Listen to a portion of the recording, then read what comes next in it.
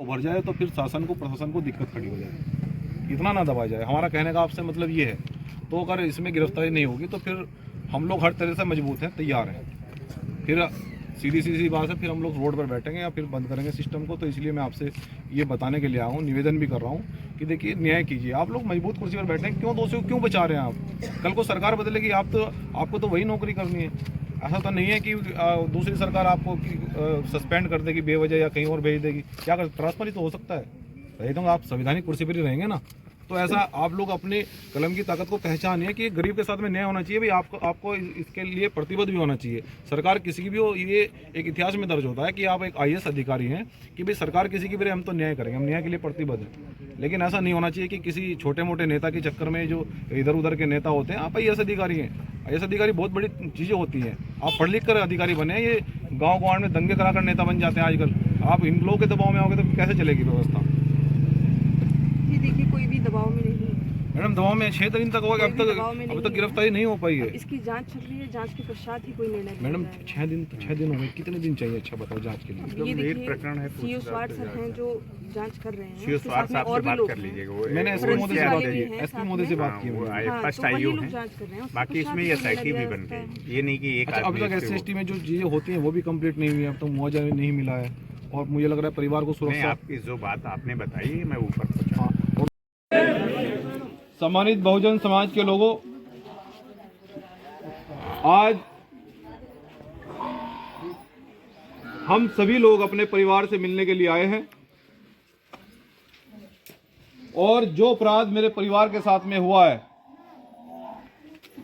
जितना जघन्य अपराध मेरे परिवार के साथ में सत्ताधारी दबंगों के द्वारा और सत्ता संरक्षण में यह किया गया है।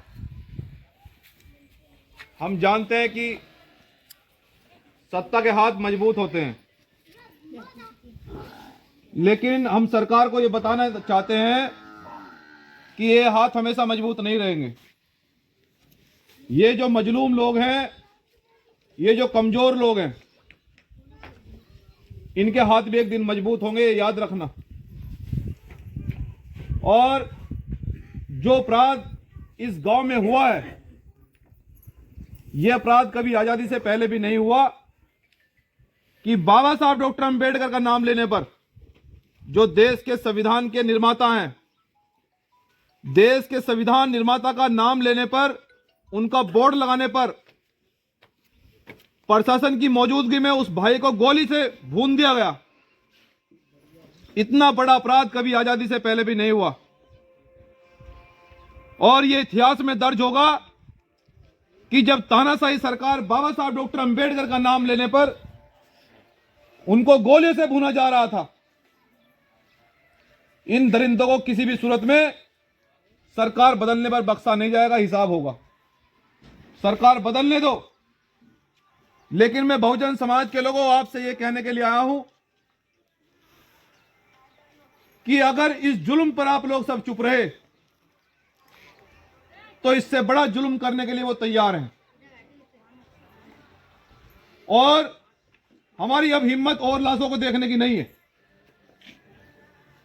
हम बाबा साहब के बहुत स्वाभिमानी बेटे हैं कि सरकार किसी की रहे में फर्क नहीं पड़ता।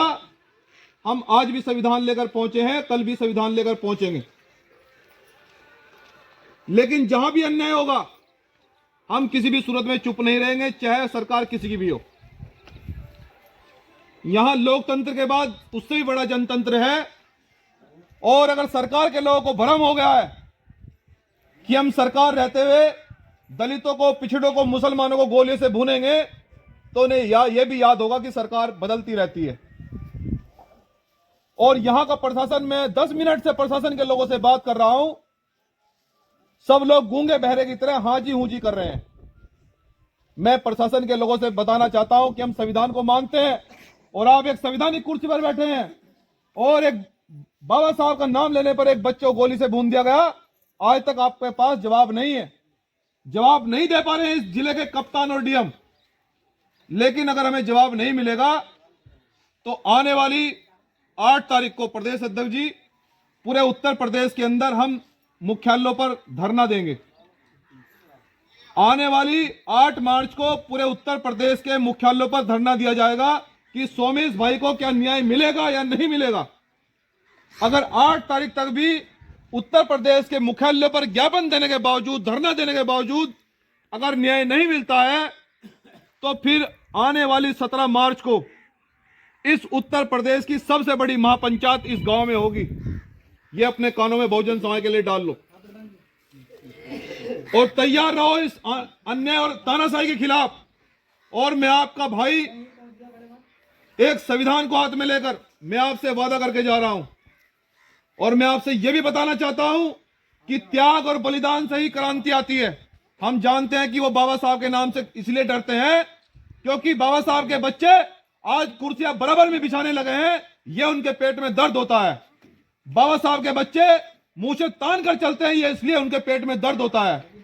लेकिन मैं उनसे कहना चाहता हूं कि इस दर्द को और बढ़ा ले। ये बाबा साहब के बच्चे अब झुकेंगे नहीं, क्योंकि ये अब पड़ेगी। अगर नहीं बिछाओगे तो हम कुर्सी पलटना जानते हैं, ये याद रखे सरकार।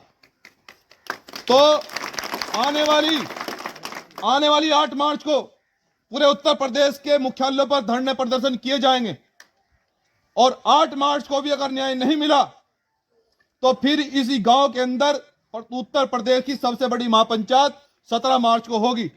और मैं आपको बहुजन समाज के लोगों ये कह के जा रहा हूं, आपका बेटा, आपका भाई, कि उत्तर प्रदेश का सबसे बड़ा बोर्ड इस गांव में बाबा साहब डॉक्टर अंबेडकर के उसी पार्क में भीम आर्मी जय हिंद संगठन लाने का नया काम करेगा। मैं वादा करके जा रहा हूं। मैं अपनी